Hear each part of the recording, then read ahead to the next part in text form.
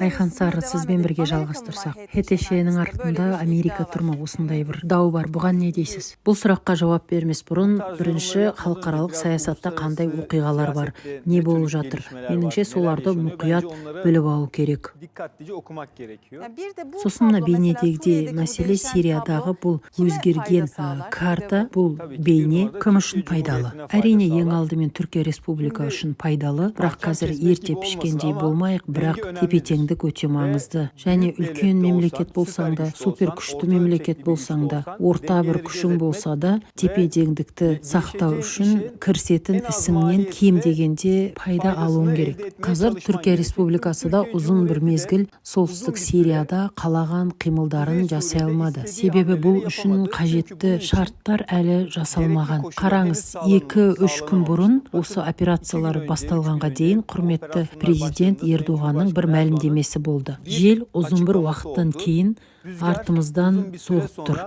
Бұдан кейін алдағы күндерде бұдан да жақсы оқиғаларға куә боламыз, деді. Өте бір ашық, нақты түрде жасалған сөйлемдерді қолданды. Біз осы жерде эфирлерде ылғида түсіндіреміз. Сирияның солтүстігінде Сириядағы желдің арқамыздан есуін, ол тепе-теңдіктің біздің пайдамызға қарай ауысуын күттік. Бұл қалай болды? Қазір батысты ерекше алаңдататын бір мәселе бар. Оның ішінде Ресей бар, үлкен бір оқиға бар, ол Украина-Ресей соғысы. Мен бұл оқиғаларды Украина-Ресей соғысынан бөлек бір түрде қарауды сөздің шыны керек қате деп санаймын. Қараңыз, Израильдің Палестинада жасаған қырғындары, Ливиядағы соғыс, Ирандағы қақтығыс, бұлардың барлығы өте маңызды. Бірақ бұлардан да маңыздырақ нәрсе бар. Ол аймақтағы үлкен күштердің тікелей ішінде орын алған Ресей-Украина соғысы. Қазір Ресей-Украина соғысында екі бір маңызды ілгерілеу бар. Біреуі батыстың бастамасымен болған маңызды келісім, екіншісі соғыстың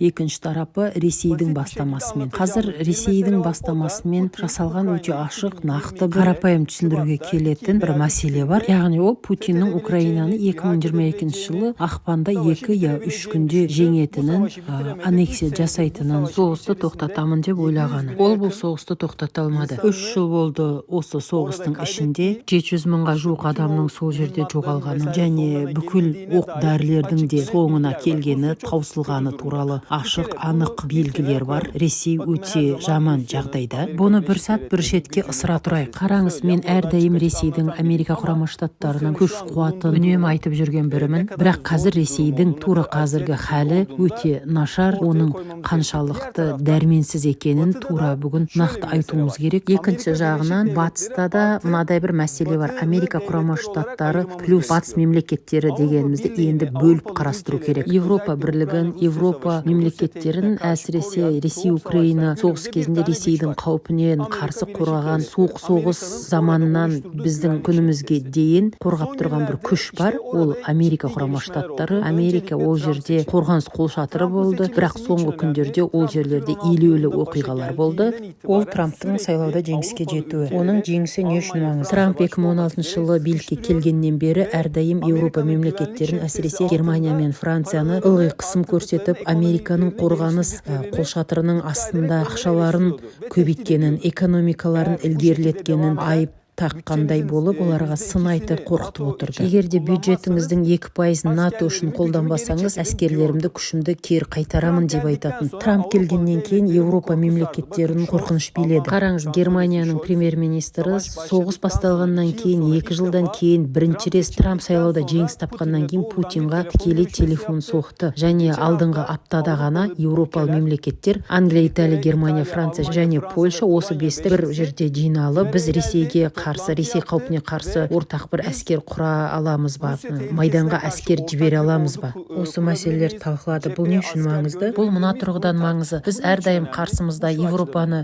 қойғанымызда шын мәнінде Американы көретін едік. Бірақ Америка, Европа ендігіде жай Трамптың келуіне байланысты бөлшектенген бір халде. Және осы жерде Түркияның рөлі бір мәселеде өте үлкен бір түрде артуда. Ол не десеңіз, Түркияның әскери күші. Қараңыз, Америка құрама штаттарының кері шегінуі Еуропа одағы мемлекеттері тарапынан елеулі бір қауіп ретінде ортада. Америка құрама штаттары шегінетін болса, Еуропа мемлекеттері бағана санап шыққан 5 мемлекетті қосқанның өзінде Ресейге қарсы өздерін қорғай ала ма, қорғай алмайды. Қараңыз, өткен аптада Германияның қорғаныс министрі Писториус бір мәлімдеме жасады. Бүкіл Еуропа мемлекеттері бір жерге келіп бірігіп қару шығаратын болса, бір жылда шығарған қаруымызды Ресей тек бір өзі 3 айда шығарады деген. Писториус тағы бір басқа мәлімдемесі бар. Одан ескі тарихи бір мәлімдемесі: біз Ресейге қарсы соғысатын болсақ, біздің қару-жарағымыз 2 күнге ғана жетеді деген. Бұлардың барлығы мынаны білдіреді: бір шынайы бір шындық ретінде реалистік көзқарастан, қауіпсіздік көзқарастан қарайтын болсақ, меніңше мемлекеттер үшін барлық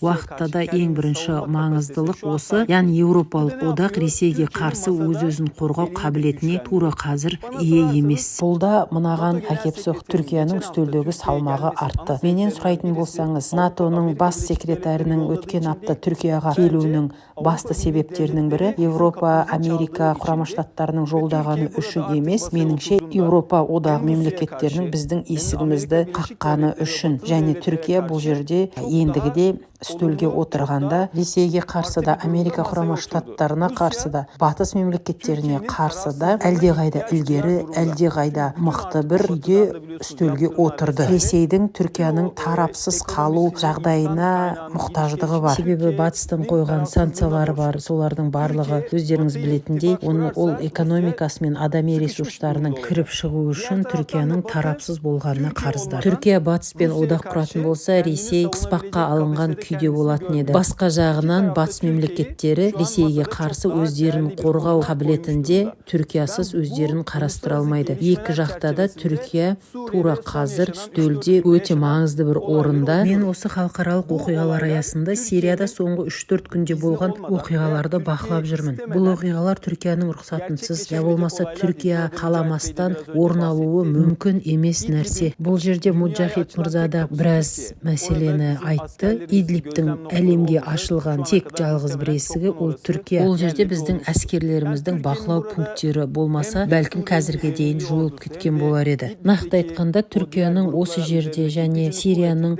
ұлттық әскерінде, Идлибтағы басқа да топтардың үстіндегі күші мен қуатын егжей-тегжейлі бір бұл жерде ұзын-ұзын түсіндірудің қажеті де жоқ. Бұл жердегі барлығы ненің қалай болып жатқанын біледі. Сол себепті де Ресейдің Түркияға, Түркияның осы алаңдағы мүдделеріне қарсы қимылдар жасайтындай күйде деп ойламаймын. Екінші жағынан, Америка құрама штаттары батыста, білесіз, Муджахид мырза да біраз түсіндірді. Оның осы тақырыпта кандидаттық диссертация жазып жүргені де бар. Олардың қазіргі таңда Түркияға не бақ, не дипломатия, не экономикалық санкциялар арқылы қарсы тұру ұстанымы жоқ. Президент Ердоғанның да желдің арқадан соғу дегені осы. Бұл жерде шындық, ол ұйымдар ол жерлерде бұрыннан бар болған. Не үшін тура осы уақытта бұл оқиғалар болды дейсіз? Бұл сұрақтың жауабын түсіну үшін әлемде болып жатқан оқиғаларға қарау керек. Қорытындылай келе мынаны айтайын. Мектепте Түркияның сыртқы саясаты пәнінен дәріс оқимын. Османлының құрылуынан бастап және соңғы 200-300 жылдамын. 18-ші жүзжылдықтың басынан былайға дейін үздіксіз Ресей, ағылшындар, Франция басымызға бәле болуда.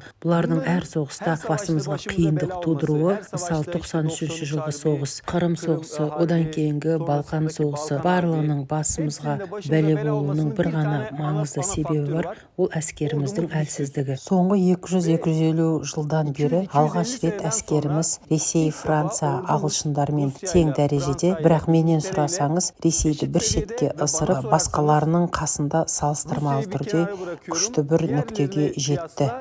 Бұл қорғаныс өнеркәсібіндегі өзгерістер біздің армияның Ливияда, Таулы Қарабақта, Сирияның солтүстігінде, Шығыс жерорта теңізінде жүргізілген операциялар мен ынтымақтастық Түркияның қазіргі жағдайы мен армиясының күшін көрсетеді. Үстелде қалайша сақадай сай болудың ең керемет көрінісі.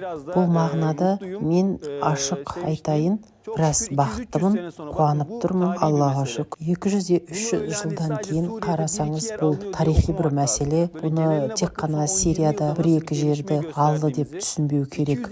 Мәселеге тұтастай қарап, 10-20 жылда қандай бір жақсы даму көрсететінімізді, осы халге қалай келгенімізді көруіміз керек.